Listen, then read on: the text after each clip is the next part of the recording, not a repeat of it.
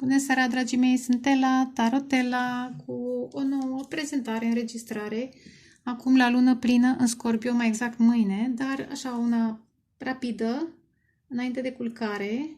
Nu mai vreau să fac etalări de tarot, decât acum va fi destul de scurtă, pentru că în timpul acesta eu lucrez.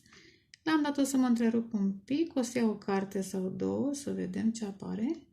Și voi continua lucrărica până încă un timp, așadar mă voi culca în alte, voi adormi în alte energii, energia aceasta pe care am început să o pun pe hârtie de când? De ieri. Pentru mulți dintre noi, cam pentru toți, această lună plină aduce liberări. Aduce și bucurie, aduce și mari realizări, dar pentru mine, fiind Scorpion, aduce mari eliberări, pentru că în primul rând, înainte să spun ce vreau să zic, să vă aduc aminte că la lună plină, într-adevăr, se fac vrăji puternice și fiind în Scorpion, atacul spiritual, cred că îl simțiți mulți dintre voi de câteva zile, nu zic de cel pe care îl simțim, deci periodic simțim că da, suntem într-un război spiritual, dar de câteva zile simțim un atac foarte puternic spiritual. Pentru acest motiv am venit să vă întăriți, să vă aduc aminte, să vă întăriți credința, să vă rugați, că fără rugăciune, orice religie ați fi, fără rugăciune, fără conectare la divinitate, cât ați crede voi că sunteți zei, unii dintre voi Dumnezei, suntem până la un punct, pentru că deasupra tuturor, să nu uităm că este Dumnezeu Dumnezeilor și are sens. Că altfel ar fi haos. Deja este pe planeta asta un haos care anunță o furtună, dar după furtună va fi soare și așa mai departe. Și uneori pacea pe care o mai simțim este pacea dinainte de furtună, în care ne mai așezăm un pic puterile, energiile, ne mai sedimentăm lecțiile și am dat cu apă de un pic, dar nu mă deranjează că fuzionează. Și am zis, ne sedimentăm cunoștințele, ne aprofundăm lecțiile și apoi iar la următoarea luptă. Pentru că mai e un pic și prezența noastră în această luptă este importantă, energetică, bineînțeles, pentru unii poate să fie și fizică, și vorbesc despre războiul spiritual, nu despre alte baliverne, dar care se resimte și în alte planuri, dar să nu uităm că planul 3D ne cam păcălește în acest moment, bine, cam tot timpul, dar în mod special, pentru că vălul se ridică și vedem dincolo. Dar cu tot ce vedem, mai sunt momente de confuzie, de neîncredere, acela este clar un atac, când pici în neîncredere și în conflicte interioare, eventual și cu alții, și e clar că e o variantă de atac. Pentru că, cum de altfel atacă cel viclean, da? Dacă nu prin gânduri, prin tentații. Nu vrei, a zis Dumnezeu cu tare. Nu a zis, ți s-a părut, n-ai înțeles tu bine, știi? Sau, cum era?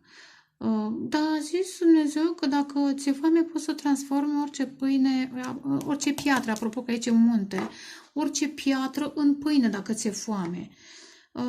Da, dar tot Dumnezeu a zis că poți să trăiesc cu cuvânt, da? Cu energie, altă formă de energie mai înaltă, pentru că piatra este cea mai densă, da? Pâinea, altă formă, să zic un pic mai pufoasă, mai gustoasă, dar tot materie, da? Acum, nu știu ce mi-a venit. De fapt, am fost așa în dubiu să fac un război spiritual. Oricum o să-l fac și pe acela, dar clar am început cu eliberarea. Nu știu dacă vedeți, aici este un lanț care se rupe, da? Aici este un munte, aici este un soi de pădure de foc. Și îngerul din mine, din voi, din fiecare. Și o să vedem. În sus o să fie mai aerisit, aici vreau să fie mai grea compoziția. E în lucru clar, aici este o cruciuliță, am simțit nevoia să pun cruciuliță, e în lucru și mă simt bine că reușesc să lucrez după atâta timp, iar am făcut pauze. Din cauza multor problemuțe, astea cu 3D-ul, cu taxele, cu chitanțe, cu ce ori mai fie ele, cu facturi de gaze, că vine, că nu vine, știți cum e? Știți cum e. Știți, uite, am dat, oricum se spală, știți că și voi aveți facturi. Dar luna plină în Scorpion. Am zis, foarte important la Scorpion să ne eliberăm și pentru că este Scorpion, este energie sexuală. Energia sexuală este sacră, este puternică, dar tocmai pentru că e puternică a fost folosită. A fost folosită într-un mod necorespunzător, femeia a fost atacată și energia sexuală și a masculinului și a femininului. Da? Prin femei ușoare, prin bărbați vulnerabili, nu o să discutăm altă dată.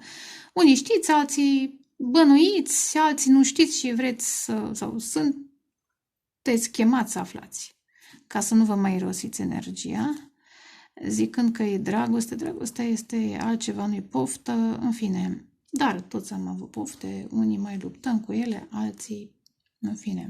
Dar, repet, cum am zis, energia aceasta a Scorpionului ne ajută să ne eliberăm, de asta vreau să zic, eliberare, de contractele sexuale, de legăturile sexuale pe care le-am avut în trecut, chiar dacă sunt ani de zile și 10, 20 de ani, v-ați separat de vreun soț, de vreun iubit și n-ați știut să faceți curățări, sau chiar dacă ați făcut vreodată curățări, mai insistați. Pentru că, am zis, la lună plină se fac și de-alea nasolici și nu vrem acum să dăm acces nimănui la noi, pentru că trebuie să ne păstrăm integri.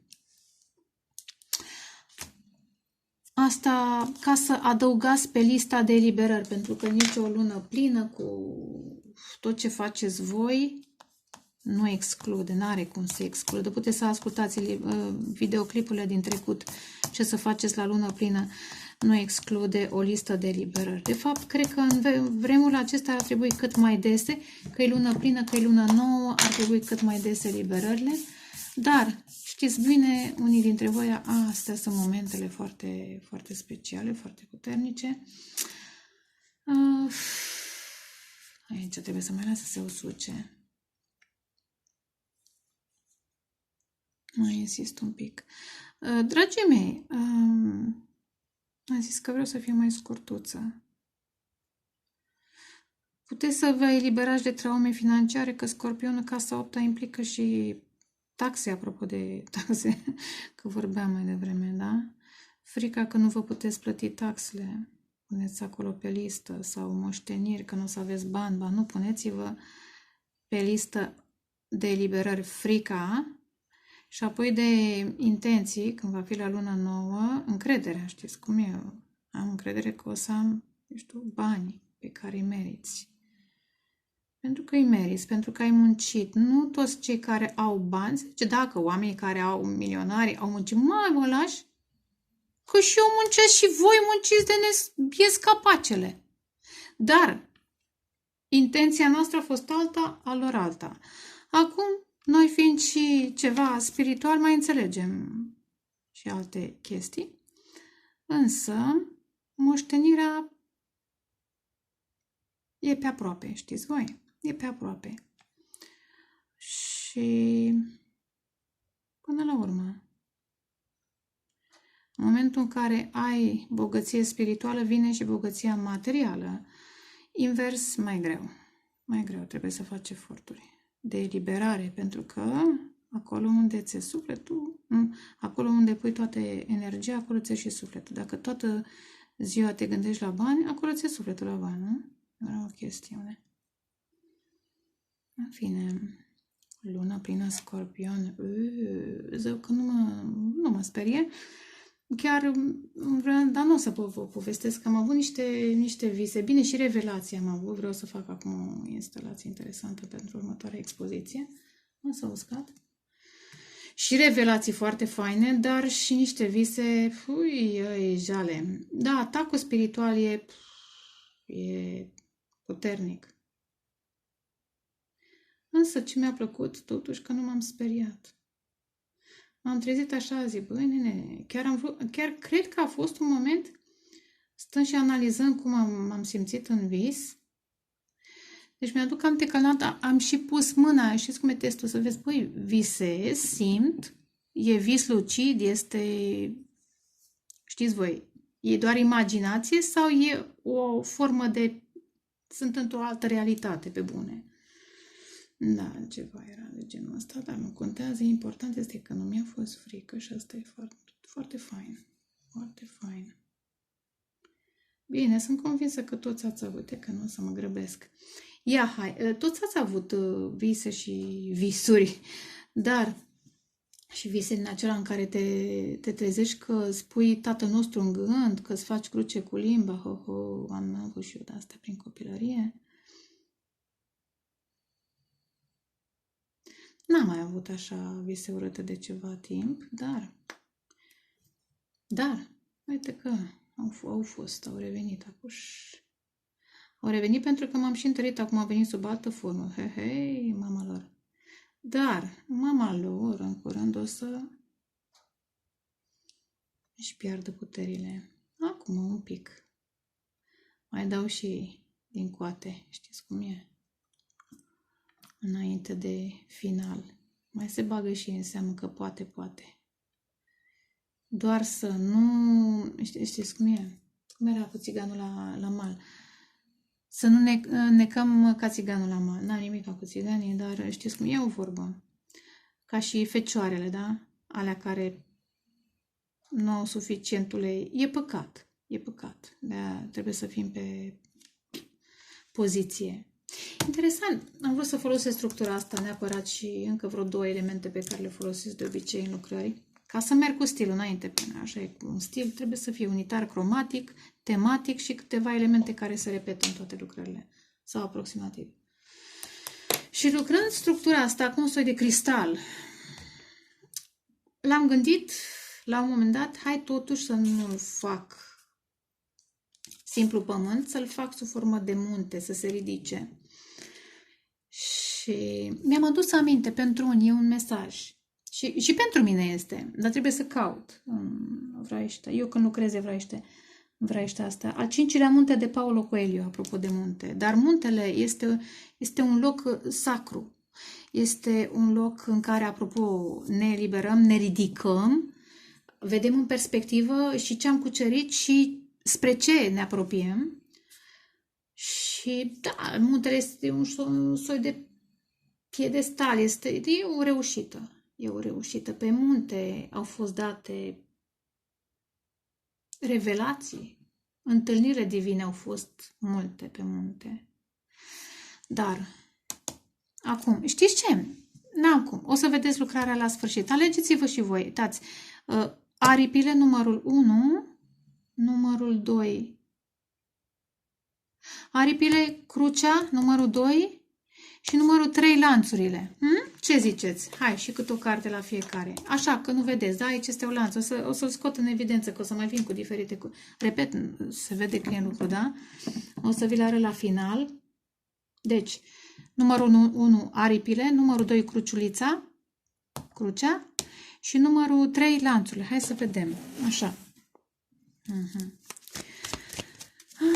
Să amestecăm. Sunt amestecate, dar ia pentru numărul 1 un mesaj la lună plină. Dar mai fac, așa, fuguța. Un mesaj la lună plină pentru numărul 1, aripioare. În primul rând, iar clar, zborul, detașarea.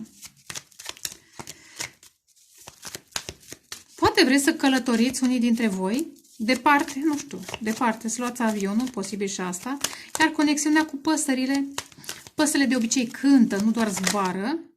Yo, are you crazy? Wow, fantastic, ca să nu zic altfel. Băi, apropo de aripi, judgment. It's a judgment day for someone. Așadar, ridicați-vă, uite, și aici e o aglomerare, la mine e alt, mai roșu, mai de foc, da? Ce-mi place, 20, ce ciclu mare încheiați, felicitări! Felicitări! Apropo de naripate, băi, sunt naripate și naripate, păi da, și scubiliticii aia negri, iar îmi scapă că dacă eu sunt în energia asta, mai ui și eu cuvinte, cum le zice, măi? Lilieci și liliecii sunt înaripați și cioricile și corbii sunt înaripate, bine, la un farmecul lor, dar totuși o diferență, da? Bine, aici este Duhul Sfânt, ce frumos, Măi, Duhul Sfânt e alături de voi. Concluziune.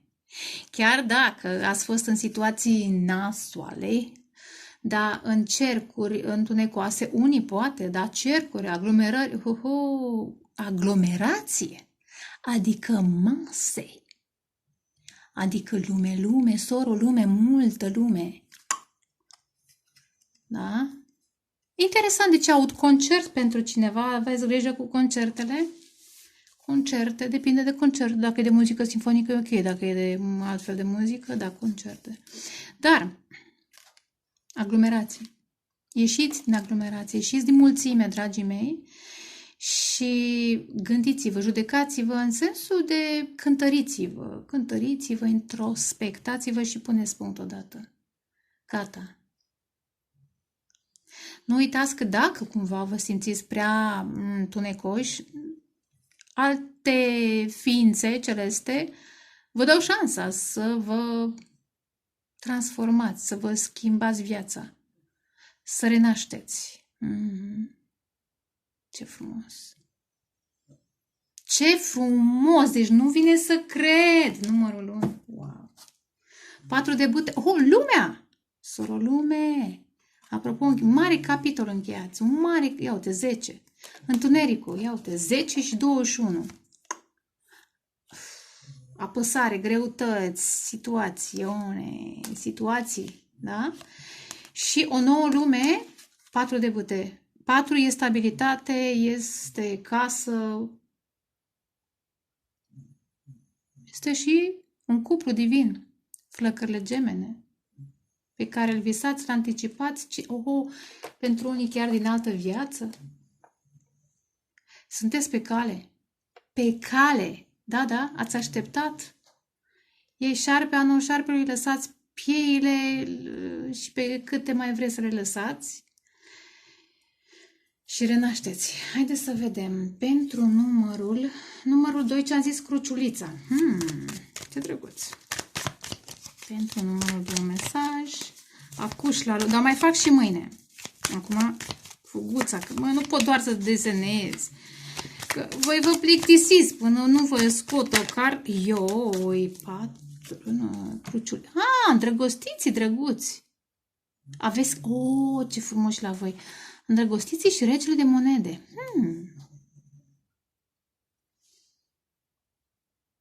Apropo de naripate, că am plecat de acolo, de la proate, ați vrut să alegeți numărul 1 posibil. Interesant, renașterea voastră, că aici este o renaștere, da, clar. Credința. Interesant, sunteți pe munte aici, da? Sunteți stabil fizic, știți cum e, da? Cezarului și ce al cezarului și lui Dumnezeu ce al lui Dumnezeu. Sunteți în plan fizic, dar sunteți și în plan divin. Interesant, sunteți în tranzit, în 4 de aș spune unii dintre voi. Dar credința, că tot e 4 crucea, da? Credința voastră se manifestă că este monedă, regele de monede. Rapid aud 6, nu știu ce cu 6. Dar transformarea și credința voastră va atrage un partener puternic, stabil, loial, consistent, cu forță financiară, cu forță profesională, mentală. Dacă e interesant, credința asta de obicei, când îți duci crucea, toate par mai e apăsător, da? Crucea este o apăsare, dar este asumată. V-ați dus crucea asumat. Probabil că așteptați de mult timp perechea potrivită, da? Sau un job potrivit, sau poziția pe care o meritați profesional. Probabil că meritați să fiți onorați pentru rezultatele voastre, pentru munca voastră, pentru credință, da? A târnat crucea grea, dar sunteți pe cale da?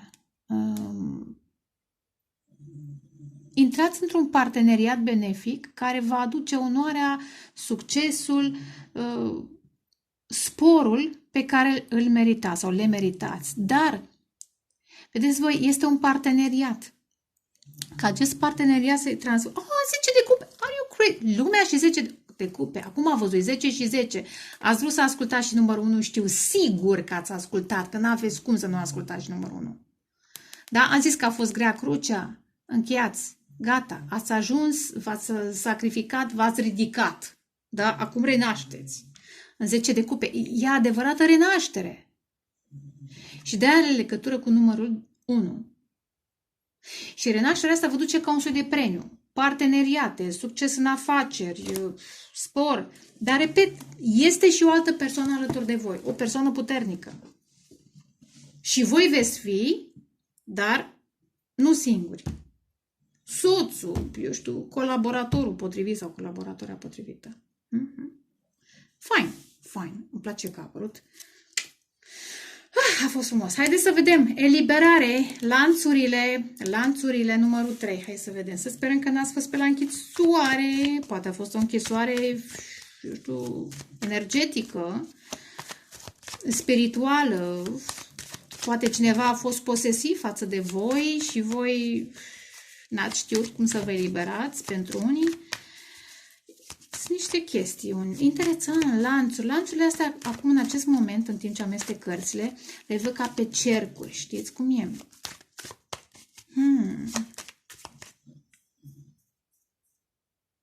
Sunt cicluri. Interesant. Ar putea să fie chiar vieți. Ia câte 1, 2, 3, 4, 5, 6, 7, 8, 9. Numărul 9, interesant, nici nu știu câte am făcut. 9 e numărul acestui an. Anul acesta vă eliberați, începând din această seară, de niște karme din alte vieți, clar, de vreo 9 vieți, pe de altă parte e și anul 9. Eliberare spirituală. Wow, 8 de monede. Vedeți? O capcană. Apropo de lanțuri. Și aici e ca o rețea. Dar 8 este casa scorpionului, moarte și renaștere. Probabil că aici a fost capcana. Vedeți că și lanțul ține de acest pământ. Aici a fost capcana, munca, transformarea voastră, alchimia.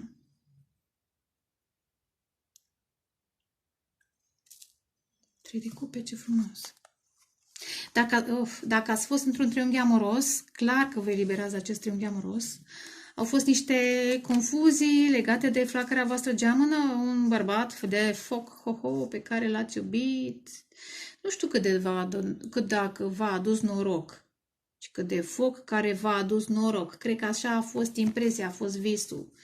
Dar pe urmă v-ați dat seama că dragostea asta și se transformă în patimă, în dezamăgiri. 9 de monede. Mai bine să fii independent, știți cum e? Mai bine să fii independent. Acuș. 8, repet, e transformare. Mergeți către 9. Vă eliberați, poate trebuie să vă eliberați de 2 bărbați, doamnelor. Poate cu unul ați fost căsătorite, poate cu unul n-ați fost căsătorite. Poate pe unul l-ați iubit așa, a fost o iubire mai empatică, plină de compasiune, cu altul a fost pasiune. Dar acolo au fost niște confuzii și dezamăgiri. În cel puțin într-una din situații a fost un triunghi amoros. Nu știu dacă n-am în două, dar într-una sigur a fost. Dar vedeți, 8 și apare 9. Până la urmă ajungeți la concluzia, bărbați, femei, orice ați fi, băi, parcă tot mai bine singur, da? Cât ai iubi, câtă atracție ar fi, dacă nu-i persoana singură, această pasiune, această bucurie autentică, nu zice nimeni că nu este, te menține într-o capcană a 3D-ului pe care voi, cei care mă ascultați și pe mine, la Tarotela și alte canale, eu știu, de tarot, de ce ascultați voi, astrologie, spiritualitate și alte chestii, nu mai vreți să mai trăiți așa ceva, vreți să vă eliberați. Vreți să vă eliberați de așa ceva. Ar putea să fie și o capcană a jobului pentru unii. Ce trebuie tot timpul să lucrați, să faceți bani, eventual 8 e și căsătoria pentru unii, pentru alții să fie locul de muncă și taxele și obligațiile despre care am vorbit la început. Dar, cum am spus de-a lungul anilor, 8 de monede este și cartea alchimistului pentru mine, pentru că intrați în nouă, da? Începe să inspirați, să căutați probabil că de mai mult timp. Mai întâi, cum am zis, dați cezarului, l-am dat, nu mai știu la ce număr am dat, dați cezarului ce al cezarului și lui Dumnezeu ce al lui Dumnezeu. Am zis la un număr. Vă zic și vouă.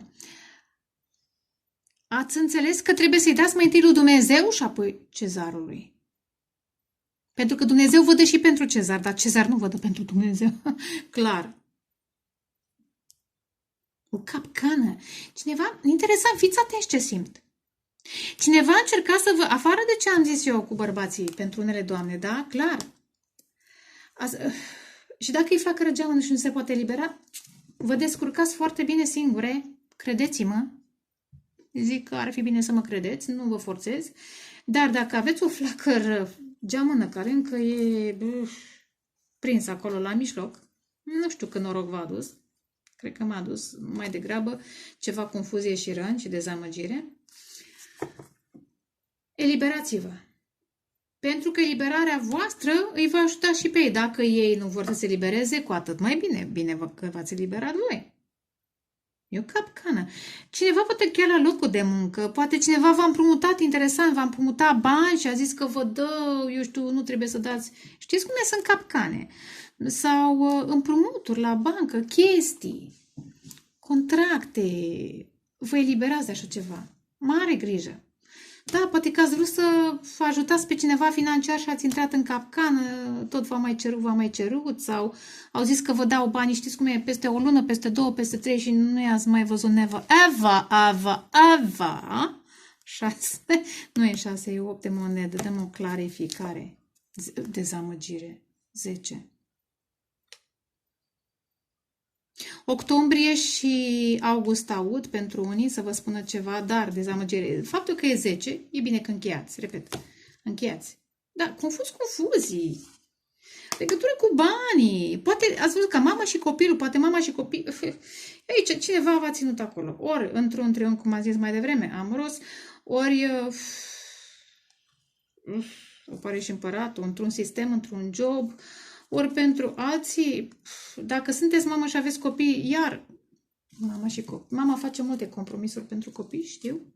Există și varianta aceasta, însă 7 de cupe e fain pentru că este exact soluția.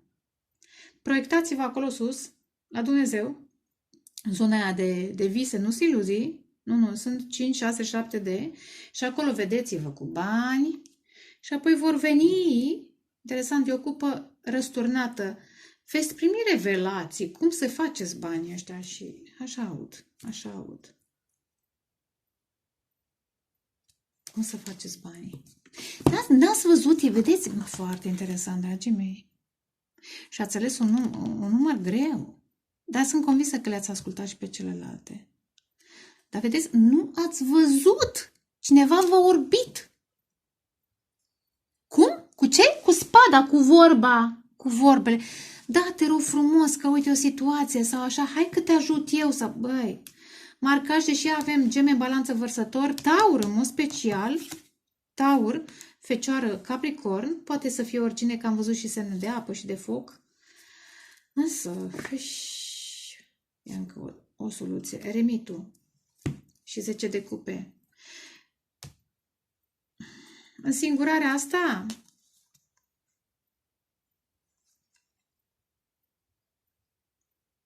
pentru că această eliberare care vă pune oarecum într-o însingurare, dar necesară ca să vă reconsiderați scuturile, să vă reconsiderați lumina și, dragii mei, nu doar lumina, ci și uleiul. Da, înțelegeți? Și uleiul este protector, o să discutăm odată și despre ulei. Să vă reconsiderați spiritualitatea, calitățile, să fiți mai precauți și în această perioadă, iar tot e 9, 9 și 9 pentru unii și 10 și 10, probabil sunt portaluri, în această perioadă în care intrați și vă reconsiderați cine sunteți și ce aveți de făcut, veți vedea că știți ce aud? Fericirea e în voi. 10 de cupe. Fericirea e în voi și în momentul în care voi o trăiți și vine prin alte forme. Printr-un cavaler, printr-o nouă relație, da? Printr-o nouă idee, da? Ia uite, 9 de spade, stresul ăsta, nouă idee. Stai, de ce să fiu în stresul ăsta când pot să fiu în bucurie, în lumină, să zbor, da? Să zbor. Și reveniți iar la numărul 1. Cred că pe acolo v-a fost. În principiu cam asta este. Sper că v-a plăcut, mai fac și eu mâine. Asta a fost așa scurtuliță. Vă pup, vă doresc dragoste, pace, creștere spirituală și gândiți frumos înainte de culcare, măzgăliți ceva. Nu știu, găsiți-vă ceva frumos, citiți o carte, al 5-lea munte de Paulo Coelho, zisei, poezii de dragoste, ascultați muzică, altceva. Nici măcar tarot. Nici măcar pe tarotela, chiar dacă unor vă mai adoarme. Ascultați ceva, chiar dacă prezentarea asta a fost optimistă și a fost faină, dar chiar și așa. Ascultați ceva, puneți-vă muzică faină. Aveți grijă ce muzică, ce herți, mare grijă și la herți. Și cam atâtic, vă pup, ceau, ceau.